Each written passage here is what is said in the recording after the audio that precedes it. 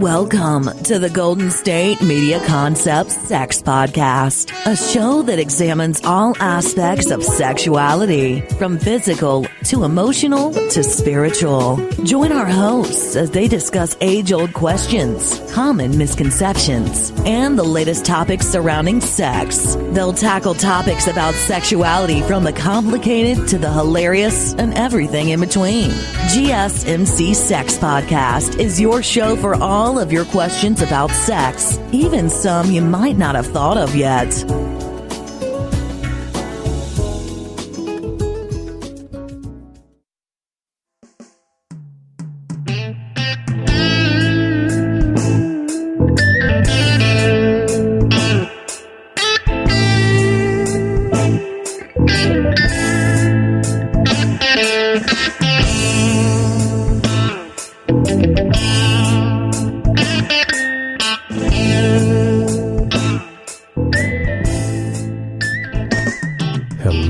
Welcome to Golden State Media Concepts Sex Podcast. I'm your host, John Johnson, talking about you can do without.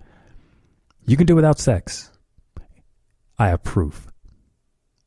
I was having this conversation with a woman, and generally when it comes to men and sex, and in this particular conversation, it just kind of started out that there are these general assumptions that all men want are sex, and men just compartmentalize, and there's really not a whole lot of emotion behind it. And I think she was making the comparison because she says women are more emotional than guys. I think that's a generalization, and we can debate that. But more to the question was the idea that when men have sex, it's not really an emotional thing. It's just a physical release. And that's all it's about. And I took exception to that because men are very connected to themselves emotionally. And whether it's sex or not, but since the conversation was about sex, I'll keep it to that. I think there's exceptions that we can all think of, but to just blanket say that women are more emotional and that guys aren't, and that sex doesn't mean as much to a guy as it does to a woman because of the emotional component. My argument is guys are very emotional. Guys are very connected to themselves emotionally. I think the fact that guys can compartmentalize, that is something in the way of how they're wired to operate. And it really isn't something about sex per se. It is something that guys can do. And when I'm saying compartmentalize, I'm speaking of it in the context of sort of to give a little bit of a support to the argument that say men are merely interested in sex because it's a physical release. But again, that is a comment that gets made over and over again, and it really doesn't take into account the whole picture. And what I think brings it into a better focus is to say that when men are upset about something, just like women, when men are upset, sex isn't the first thing on their mind. What happens in those cases is they're more interested in solving the problem. And I can give you a perfect example. And we can use sex as the illustration. If a man is having an argument with his lover about something, and let's say it happens right before they're going to have sex, that isn't to say that he isn't going to be motivated to want to solve the problem because he wants sex. But he's not going to run and not solve the problem. One could say that he was only doing it because of sex. I would say no, he wants to solve the problem because it's what's there in front of him and he's emotionally connected. It's too easy to say that the only reason he's doing it is because if he doesn't solve the problem with his partner, then he's going to be left without having that physical release. That's too easy. I think that's a low bar in terms of an expectation. But I think what happens in men's lives is they do take responsibility for their emotions, and knowing that their emotions and how they behave has a consequence, then they want to be accountable for that, no matter what it is. And being men, being responsible, being accountable means being connected. So when it comes to the subject of sex, again, it's easy to access the part that says, well, men can compartmentalize, and when they're feeling upset, then they can just set that aside and still be physical beings. As if to say women don't do that or can't do that. And we all know, I think, in how we believe women operate, which is to say that when they're emotionally distraught, sex is the last thing on their mind. I don't disagree that it's all very interconnected in the way women operate, but it's also safe to say that when they're upset, yes, they don't want sex, but quite often it's also serving as a good distraction for them. Now, whether you want to call it just having a physical release or whatever, it works both ways. And women have said this to me. That's not me making it up. I'm merely putting it out there because I've had the conversation about the subject. But women have readily said to me that they enjoy sex as much or more than men do. And especially as women, the women that I spoke to, get older and they're less inhibited, they find themselves really interested because it's something that they have a lot more confidence in wanting to do. They understand where their pleasure comes from, how it's done, and they'll be more vocal about it, as opposed to waiting for a guy to show up in their life and then know how to push all the right buttons or expect the guy to know everything. Because when you know your body, which is something that you would expect of a woman who is, as she progresses in age and experiences and learns to be more self-confident in who she is and have expectations and to elevate her, what she expects of a partner. See, all of that gets better. And then it really doesn't become this thing that men do this, women do this, and those kinds of differences as if one is better than the other. I think we really start seeing more and more of the similarities. And we start to appreciate that in each other and celebrate it. So, one of the things that I think is, sex is a very emotional thing for most people. I mean, notice how when people are sad, they don't want sex. They just want sympathy and understanding. And again, I'm saying most people do, especially when they're sad or hurt. I think you would agree. So on the premise that men want sex and it's not an emotional thing, I think that probably has more to do with that men are more vocal about it, or at least that's how we understand it to be, and women aren't necessarily that way. And why? Because they don't have to be, because they're more than likely being pursued, because that's sort of the norm. But even with that, it's to say that women generally don't have to worry about being pursued because men typically do the pursuing. So women don't have to ask for it. They just generally have to decide whether they want it or not. And that thought leads me to something else that I hear a number of times from people. And it's not the same subject, but it's kind of related. And because women are always pursued, they know that without a doubt, they can get it. It's available. And on the flip side, how many men, and I mean just as a generalization, how many guys can really lay claim to the fact that women are always pursuing them? Now, that isn't to say that women don't pursue guys, but that's really to make the commentary on mostly it's guys doing the pursuing. And because the other way around, since it doesn't happen that often, so this is where I'm going with it. And it has to do with the comment that makes guys seem like they're dogs, but because a woman comes at a guy or makes it available to him, guys tend to take the bait. But I think what's going through the guy's mind, I actually heard a comedian explain this really well, is that guys don't normally have that opportunity. So they figure this is probably the only time it's going to happen. So they go after it.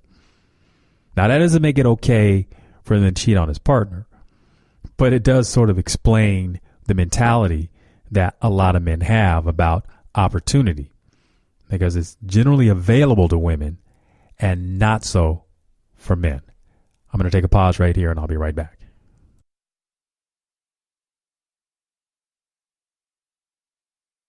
Still on the search of that one true love? On the limbo in this crazy world of dating, marriage, relationships? Well, listen to the Golden State Media Concepts Relationship Podcast, your one-stop podcast for everything about relationships.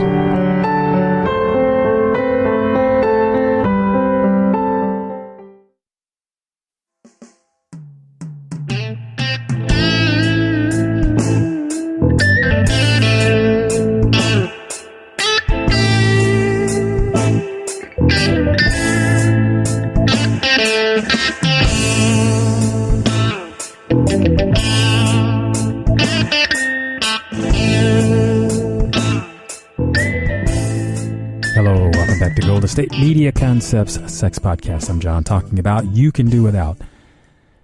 Now, there are a lot of circumstances that happen to people, and one of which that would make people do without, obviously, is pain. Now, pain, again, there's exceptions to everything, and I'm going to throw a couple of them out there at you, but I have a dear friend who has had chronic neck pain for quite some time, and she says the last thing she thinks about is sex. I think part of it has to do with because of all the medications that she's on, and that certainly keeps her numbed out, and she claims that she probably couldn't feel it anyway, and that's her explanation. That's literally from her. That's her saying it. And I can imagine if you're on some sort of pain medication, because what the job is, a pain medication is to stop sensation, and in other words, to numb you out. And in her particular case, it is chronic. And because she has so much of this stuff in her system, she's usually pretty affected by the medication. So sometimes she's barely functioning. And I'm talking about if someone, she can do the basic things. She can get up, she can drink water and try to feed herself. But, where for most of us, we would get up and go exercise or take a walk or ride a bike or something like that. She's not in that state. It is very, very much a challenge for her to get up to even feel like a human being. And, I feel for her personally, because what it has done it's affected not only her, her physically, but it's affected the people that are around her and people that love her very much, and in particular her significant other. So he obviously feels neglected, and that affects both people. I haven't discussed her love relationship with him per se, and they've been together for a long time. But as I'm describing the circumstance, I have to imagine that if you're involved with a partner like that and feeling like your needs aren't getting met, and I'm not just talking sexual, because remember in the last segment I was talking about men have emotional needs as well, and I would have to imagine that he does too. And being sexual would probably come far down on the list when what you're really looking for is understanding and compassion. As it were, when you get those things, maybe you might feel like being more involved and engaged and being sexual and feeling those feelings yourself. But I believe those things come after the emotions are there. For most people, not everyone, but for the segment of people that I'm talking about, and that's quite a wide swath. And I think we've all experienced things from time to time when we really feel like we're in love or pretty lustful, which would fly for a while. But I think because of some guilt feeling that if you don't have some sort of emotional attachment to the person you're being physically intimate with, you might find yourself feeling like you're on an island or trying to justify why you're with that person. Because there's some little voice in your ear telling you, why are you doing this? Or asking you, why are you doing this? If you really don't have any connection to that person, some sort of emotional connection. Something I've been told by women is that they will be there for their partner, even if it's not interesting for them. But they do it because they have an emotional connection to their partner. And I say that as an acknowledgement to the emotional part that women say that they have for sex, and that how much they love the person that they're with. Now, men are wired a little bit differently. They may not be there for their partner in a physical way if, let's say, they're incapacitated. Meaning, let's say maybe the guy can't have an erection. He might be going through something in his own head. And he might not be as willing to be there for his partner because he's figuring that in as much as sex is for his partner, it's for him. Now, guys can be a little selfish that way. So that if he can't get an erection, then he's not going to pleasure his lover in any other way. Now, I say that about younger men because as men get older and their ability to be sexual in terms of, let's say, having an erection declines because of all kinds of reasons. It could be medication. It could be having prostate issues. It could be they have heart issues. It could be all kinds of things. Then I think men discover or rediscover what pleasuring their partner is like. And they learn that sex isn't just intercourse, but there's other things that you can do for your partner. And it's experiences like that almost create a paradigm shift.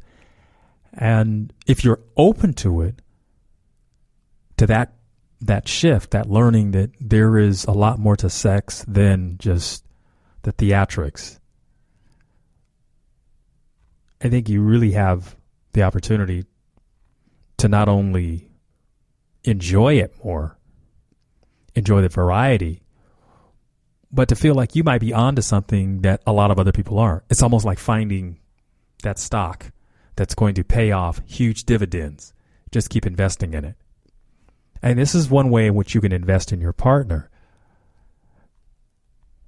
And I'm saying this to the men because there are a lot of women that already know this. And for women that don't, what I'm saying to you is men have to be coached to recognize that there's other ways to have sex, and it's not just about penetration. I think men first become sexually aroused, sexually aware because of fondling themselves.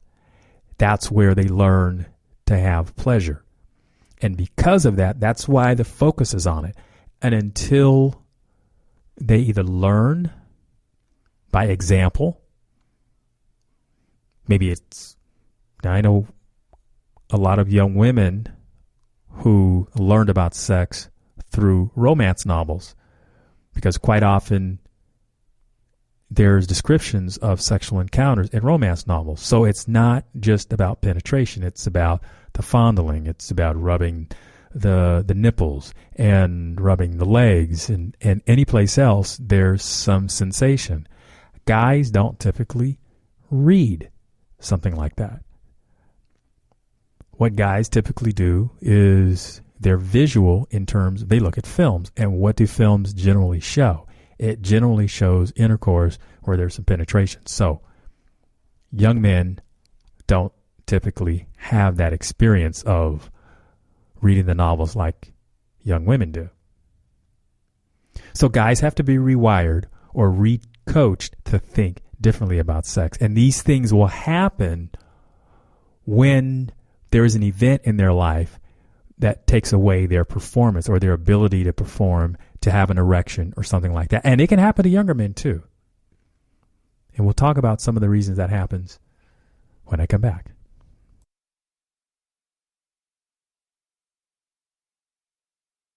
Tired of searching the vast jungle of podcasts? Now listen close and hear this out.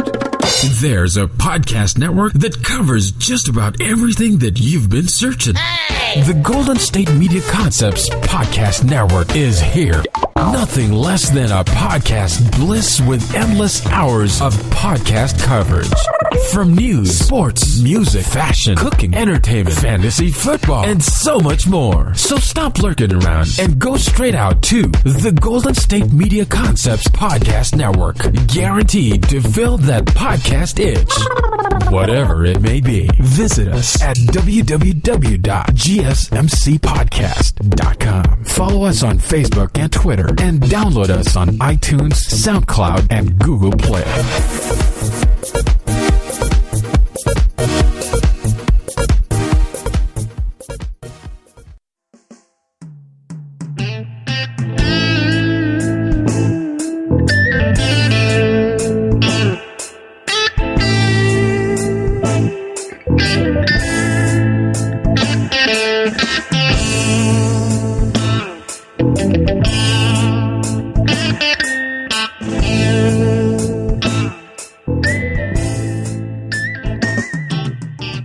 Hello, and welcome back to Golden State Media Concepts Sex Podcast. This is John, and I've been talking about you can do without. So this podcast, I've talked about, we're sexual beings, but there are times we can definitely do without sex. And I've explained how men are a lot more emotional than they're given credit for. Yes, men compartmentalize things, and for that, it seems like they can choose to be sexual when there are things going on, and women would decide that, no, I can't be sexual, I'm very emotional, and all of these things are interconnected, they're interrelated. How can you as a guy do that? Well, because guys compartmentalize, but that isn't to say that they are not emotionally connected, because they are. And I've given several examples of that. But in this segment, what I was going to focus on are some of the reasons why men can't perform sexually. Now, I talked about some of the psychological things that happen because men are emotionally connected to themselves. Even though they compartmentalize, even though that seems like it's just a default thing that guys are able to do, I can tell you that when men are feeling defeated, when they're feeling like they've been emotionally beat down, when they're not feeling loved or supported, there are times when men will be passive aggressive, but that doesn't mean that they will be sexual. And for example, when I say the passive aggressive thing, here's an illustration of that. So let's say the guy and his partner, his lover, are having an argument, and he wanted to be sexual. Something happens, boom, it stops. Now, he's not going to necessarily protest too loudly because he'd be doing damage control. But the passive-aggressive side, which I'm just saying in this instance, but the passive-aggressive side would be that, okay, he's not going to do anything for her that she asked him to do. Maybe she asked him to put gas in the car or fix the doorknob or something like that, and he's just going to refuse to do it because he's frustrated. Again, he's not going to take that too far. And what I'm suggesting here is that he's not going to, get loud or get boisterous or something, because that's when you have to start doing damage control. You don't want to get too far into that, because more often than not, and I've seen this, guys screw up enough that they create such a list that their partner is going to keep track. Guys tend to do a brain dump, and by that I mean, they screw up with something. They don't necessarily stay mad very long, but women tend to do a better job of keeping track, meaning keep a list, and they start downloading all of that. And as a guy, they tend to feel like they run into quite an adversary when it comes to that thing. I mean, I'm a guy. I would no sooner want to challenge a woman to remember all the bad things that I might have forgotten, or the things that I shouldn't have done that I might have forgotten, as opposed to just wanting to try to get along. And sometimes in trying to take out that frustration, you don't do it in a real above board sort of way. You just kind of do it behind the scenes, at least till you get over the upset. And I mean, I'm well past doing that kind of thing now, but I can remember a time when that was how you operated. So see, the emotional thing is happening. It's there. It's wired in. It's just we have to react to it differently. But anyway, back to some of the reasons why men can't perform. And I've watched a lot of programs that talk about men's physical health and some of the things that come between them and being healthy. I'm talking about, the vitamins and the minerals and supplements and things, or just eating well. Those go a long way to helping the body heal itself when it needs to. But if you're someone that does drugs, even recreationally, and consumes alcohol, doesn't eat well to where it really affects your body, your physique, let me say it that way, say it in a nice way, then it'll affect your sexual health. I've talked to a number of women who said that their guys, when they drink, their significant other, when he drinks, he is not able to perform very well in bed. Now, I know that there is a part about alcohol that lowers the inhibitions. And, we talk about that, how safe that is, how unsafe that is, But, it's unsafe when you're around people that might make you have some risky sex. But keeping it in the conversation that, you're with your partner, that, a little bit of alcohol may lower the inhibitions and you may feel relaxed and freed up to be sexual. But when you go beyond that to where it becomes a little debilitating, that, you're stumbling and, you probably can't get it up, or you drank so much you keep going to the restroom because you have to empty your bladder. I mean, that's stuff like that interrupts the mood a lot. And what tends to happen is they tend to pass out and not really able to perform very well. And I've had women tell me this, not me personally because I do that because I don't actually drink or smoke, but I mean the encounters that they've experienced. So guys, listen, stop that. It's obviously ruining your sexual experience and you need to take note. I mean, the women are saying it. But also by the same token, if you're a lady and you're consuming those things to the extent that you're passing out, I mean, you're setting yourself up for not having a good experience either. I mean, you're not even going to remember it. And what's the point? If you're not enjoying it, to remember it, then don't do it. Oh, and you know what? Here, this comes to mind, and this might relate back to the first segment when I was talking about, the emotional part. And I've touched on it from time to time, but guilt is a huge one for guys. I mean, that will limp an erection as fast as anything. I mean, I've had more than one woman describe to me an encounter that she had with a guy who they could, just by the discussion, they could tell that there was somebody else in the man's life. Maybe he had a wife, maybe he had another girlfriend or something like that. And this was just like one of those one-night stand kind of encounters, and he just couldn't get it up. And it was the fact that he knew he wasn't where he was supposed to be, at least by definition of the fact that he had a significant other. And